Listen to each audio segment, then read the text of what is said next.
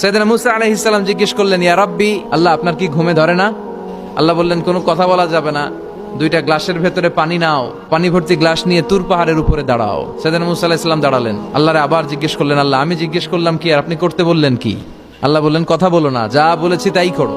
তো মুসা আলাইহিস সালাম কিছু বলতে পারে না, পানি নিয়ে দাঁড়িয়ে রইলেন। মুসা আলাইহিস সালামকে আল্লাহ বললেন, তুমি দাঁড়িয়ে থাকো আর ঘুম রে বললেন, ঘুম তুই মুসারে ধর। ঘুম যে এবার সাইয়েদনা মুসা আলাইহিস সালামকে ধরেছে। উনি ঘুমের ধাক্কায় আর থাকতে পারেন না, একবার ডানে যায় আরেকবার বায়ে যায়। ঘুমের ধাক্কায় হঠাৎ করে কাত হয়ে পড়ে যায় আর গ্লাসগুলো মাটিতে পড়ে খান খান হয়ে ভেঙে যায়। আল্লাহ ডেকে বললেন, মুসা বেশি কিছু হেফাজতের তো দায়িত্ব দেই নাই, শুধু দুইটা গ্লাস হেফাজতের দায়িত্ব দিয়েছি। ঘুমের কারণে এগুলোর হেফাজত করতে পারো নাই, ভেঙে খান খান হয়ে গিয়েছে। আমি যদি তোমাদের মতো ঘুমিয়ে যেতাম তাহলে পৃথিবীর সাথে সূর্য লেগে, সূর্যের সাথে চন্দ্র লেগে গোটা মহাবিশ্বটা এভাবে গ্লাসের টুকরার মতো খান খান হয়ে যেত রে মুসা। এজন্য লা তাখুযুহু সিনাতু ওয়ালা নাওম, আমার ঘুমেও ধরে না, ঘুমের আগে যে তন্দ্রা আসে ওইটাও ধরে না।